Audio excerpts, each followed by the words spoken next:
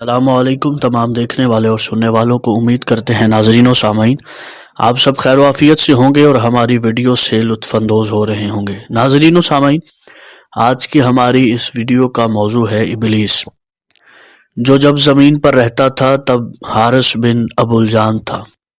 پھر جب عرش پر پہنچا تو عزازیل ہو گیا، اور پھر خدا کا نافرمان ہو کر ابلیس ہو گیا۔ ناظرین و سامعین، آئیے جانتے ہیں سارے واقعے کو، کس طرح حارث بن ابو الجان عزازیل ہوا اور پھر ابلیس ہوا۔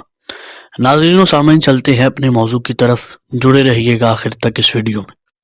ناظرین و سامعین، انسانوں سے پہلے اللہ کی اس زمین پر جنات رہتے تھے، اور یہ جسے آج ہم ابلیس کے نام سے جانتے ہیں، اس کا اصلی نام حارث بن ابو الجان تھا۔ یہ جنات میں بہت ہی نیک اور پرہیزگار اور بہت بڑا عبادت گزار تھا، جس نے لاکھوں سالوں تک اللہ عز و جل کی ڈھیر ساری عبادت کی، چپے چپے پر اسے سجدہ کیا،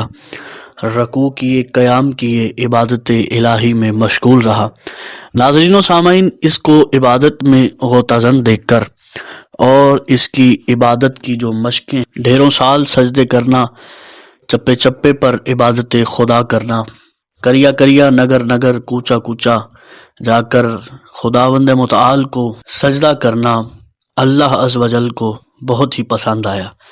ناظرین و سامعین، جب یہ زمین پر رہتا تھا تو اس کے قبیلے میں سے یہ بہت ہی پرہیزگار اور نیک تھا۔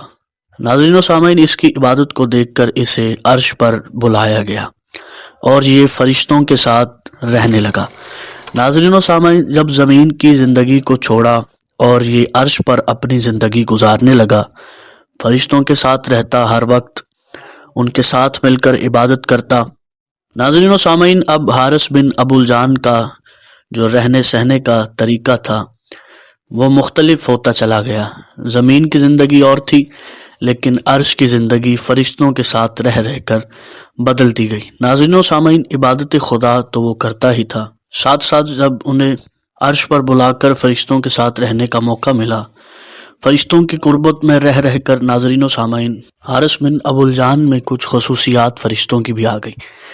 ظاہری بات ہے، جب ہر وقت ان کے ساتھ رہتا تھا تو ناظرین و سامعین، اس کا فرشتوں کے ساتھ گزر بسر ہونے کی وجہ سے عرش پر اس کا نام عزازیل ہو گیا۔ جیسا کہ آپ جانتے ہیں کہ فرشتوں کے نام ہیں جبرائیل، اسرافیل، عزرائیل، میکائیل، دردائیل۔ اسی طرح ناظرین و سامعین، حارث بن ابو الجان بھی عزازیل ہو گیا۔ ادھر زمین پر جو جنات نافرمان خداوند تھے،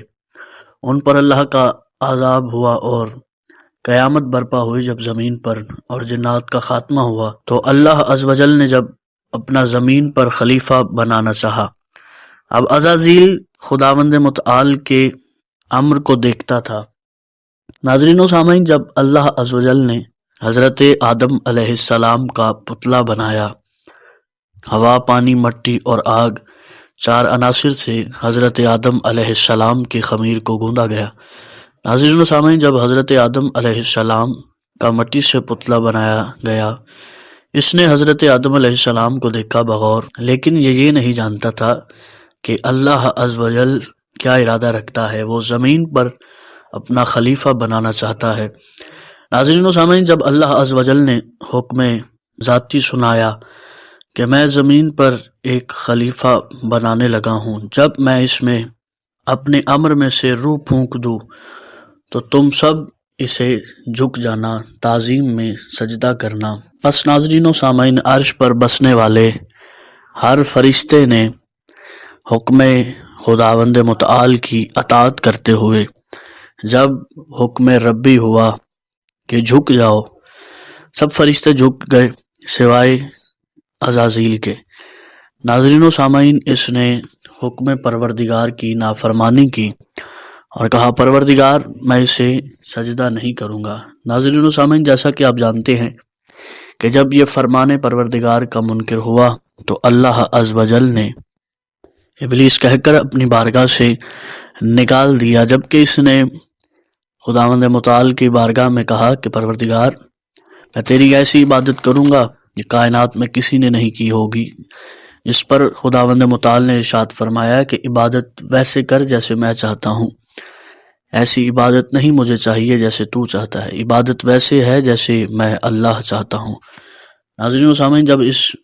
فرمان رب العزت کا یہ منکر ہوا اور بارگاہ رب العزت سے یہ ابلیس ہو کر نکلا، ناظرین و سامعین اس پر بہت لمبا مکالمہ ہے خداوند متعال اور ابلیس کے درمیان، جس پر اس نے کہا تھا کہ میں زمین پر بسنے والے انسانوں کے دلوں میں وسوسے پیدا کروں گا، انہیں راہ حق سے گمراہ کرنے کی کوشش کروں گا۔ ناظرین و سامعین، جیسا کہ آپ جانتے ہیں کہ آج بھی شیطان زندہ ہے اور موجود ہے، لوگوں کے دلوں میں وسوسے ڈالتا ہے، شیطانی وسوسے، اور لوگوں کو راہ ہدایت سے، راہ حق سے روکنے کی کوشش کرتا ہے۔ لیکن ناظرین و سامعین، جس کا دل پروردگار عالم کی جانب جھکا ہوا ہے اور اپنے رب کی جو اطاعت کرتا ہے، اپنے پروردگار کی عبادت خالصتاً اور اس کے بھیجے ہوئے ہادیوں کے ہدایت پر عمل کرتا ہے، ناظرین و سامعین، وہ کبھی بھی شیطان کے بہکاوے میں نہیں آتا۔ پروردگار عالم نے اس کے وسوسوں سے بچنے کے لیے بہت سارے ایسے کلمات ہیں جو کہ بیان فرمائے ہیں، جس کے پڑھنے سے ہم شیطان کے وسوسے سے بچ سکتے ہیں، جیسا کہ محمد و آل محمد پر درود پڑھنا، اعوذ باللہ من الشیطان الرجیم، اس کا کہنا، لا حول ولا قوت الا باللہ العلی العظیم، اور بھی بہت سارے ایسے کلمات ہیں جن کی تعلیم ہمیں نبی پاک صلی اللہ علیہ وآلہ وسلم کی ذات مقدس نے تعلیم فرمائی ہے کہ جس کے پڑھنے کے بعد شیطان کے وسوسوں سے انسان بچ سکتا ہے۔ تو ناظرین و سامعین، آپ سب سے اجازت چاہوں گا، آج کا موضوع یہیں پر تمام ہوتا ہے۔ آپ سب سے گزارش کروں گا کہ اگر ویڈیو انفارمیٹو لگی ہو تو آگے دوستوں میں شیئر کیجیے گا، ویڈیو کو لائک کیجیے گا اور چینل کو ضرور سبسکرائب کیجیے گا اور بیل آئیکن کے بٹن کو لازمی پریس کیجیے گا تاکہ آنے والی ہر ویڈیو کا نوٹیفیکیشن آپ کو مل سکے۔ اپنا بہت سارا خیال رکھیں۔ والسلام علیکم ورحمۃ اللہ وبرکاتہ۔